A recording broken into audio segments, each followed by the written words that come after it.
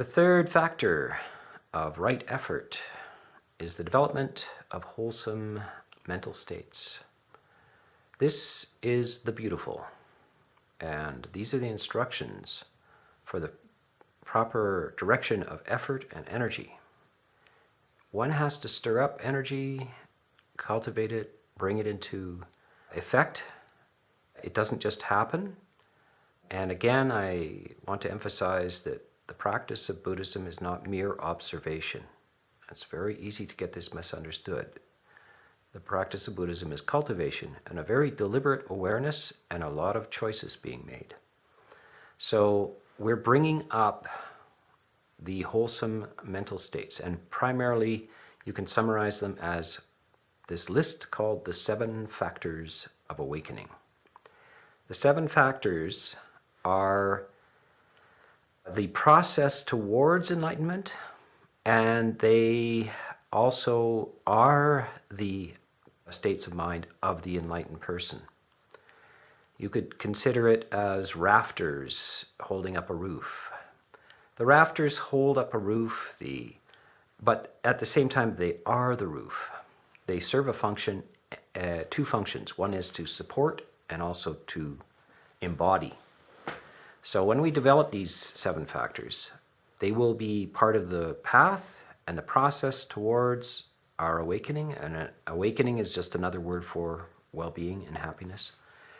And they will also form the contents of the mind, unbroken throughout one's life. If one attains enlightenment, they do not recede.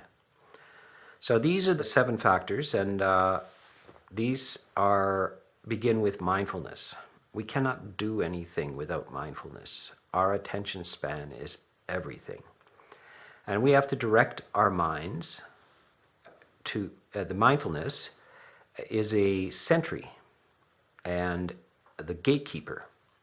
That means that the sentry does not let everybody into the walled city. They have very specific instructions. They are to exclude anything that distorts reality. They are to exclude all of the 5 hindrances, which we discussed in the previous talks on right effort. And they welcome in 2 factors. One is samatha, or serenity, or we could also call it concentration, and vipassana, clarity of sight, clarity of insight. These are the 2 that mindfulness welcomes in, and they form an accurate report of reality. So mindfulness is the first factor to be developed. As we do this, we use mindfulness then to investigate. So the second factor is the investigation of Dhamma. Dhamma in this case means not just the teachings of the Buddha, but it means reality. Another synonym for Dhamma is things, everything. It investigates. Mindfulness helps investigate reality as it is. Now, we have very distorted ideas of reality, and that's why we're shocked, confused by it. If we understood reality as it is, we would not be shocked and dismayed in existence. The third factor is when you have mindfulness and investigation, energy is brought up. Now, sometimes you have to raise the energy, but sometimes the natural production of mindfulness and investigation is the increase of energy because things are interesting. You're paying attention, you're interested, and that produces energy. When you have energy, mindfulness, and investigation going on, the next thing that will arise, quite naturally, is joy. This is what when we're involved like this, it's enjoyable. We will feel the joy throughout our entire body and mind. And this is one of the factors of a right attitude towards existence itself. Existence is extraordinarily interesting. And however, it's not interesting in itself. You are the one that's interested. Reality does not provide interest. You provide it. Reality is nothing in itself. It's not conscious. You are conscious and you are interested. And when you are, everything's interesting. And you feel saturated with joy, the joy of curiosity, of inquiry, of attention, of clarity. These things all mount up. Now, once this energy and joy have been processing for a while, something happens. A certain tranquility comes over you. You've been now involved in it, and a serenity comes over you. This is the movement towards deeper concentration. This serenity is very beautiful. It doesn't mean that you're losing energy. Energy is there. It's less rapturous, and it has a flavor of serenity to it, tranquility to it. So that tranquility brings you to the edge of something, the eighth factor of the Eightfold Path, and that is samadhi. Samadhi is deep absorption, stillness, and extraordinary suffusion of well-being and happiness, both in the mind, the mental aspect, and in the physical aspect.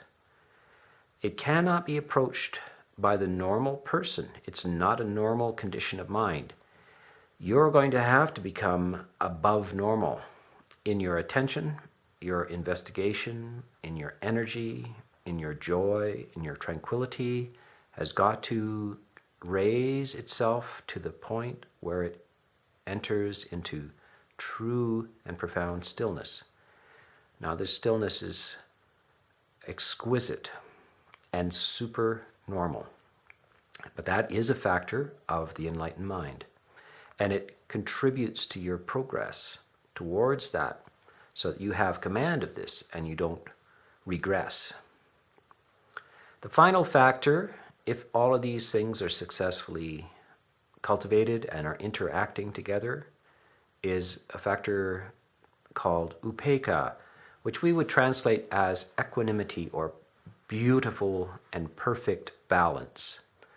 It's the kind of on-looking witness to things, a detached witness, but not an uncaring witness, one who's not disturbed by anything, has perfect sense of composure and balance.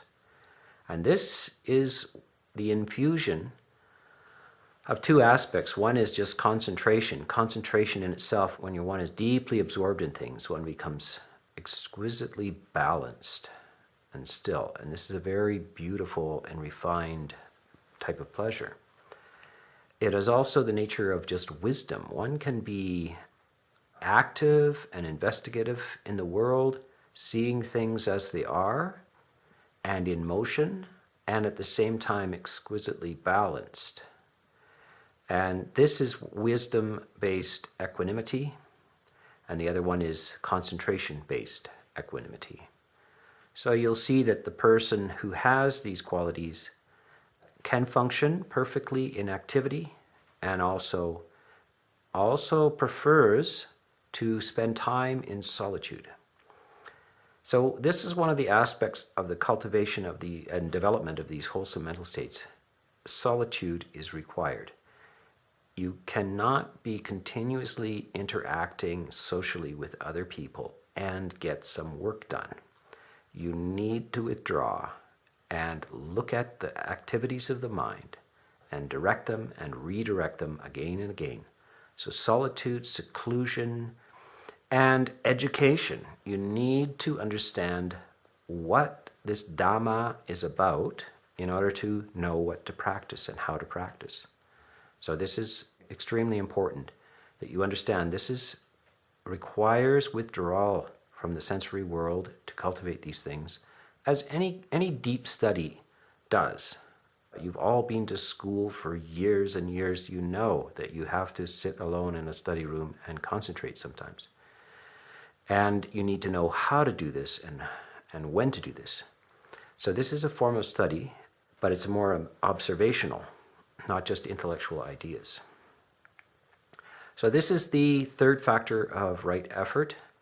And it's very, very beautiful. We would call it cultivation. It's the part of the gardening where you plant your flowers and your fruit. And if you keep doing this and nurturing it, you will receive the abundance of this.